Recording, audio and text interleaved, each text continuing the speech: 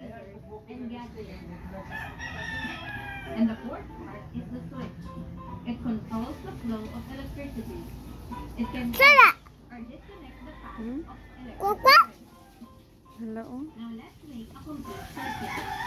In doing this activity, you can ask for some help from your family members. You may also take a photo or video for documentation in doing this activity. So what are the things that you need? Ubi. Small pipe or a flashlight bulb. Iya ba? 3 copper wires, flashlight bulb, 2 dry size of a AA battery, switch, scissors, tape, Hoy, ayaw luwa hanggaw.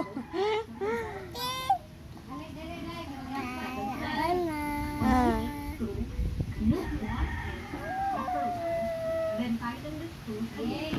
Oh, lagi, kajat. Agay ayaw be.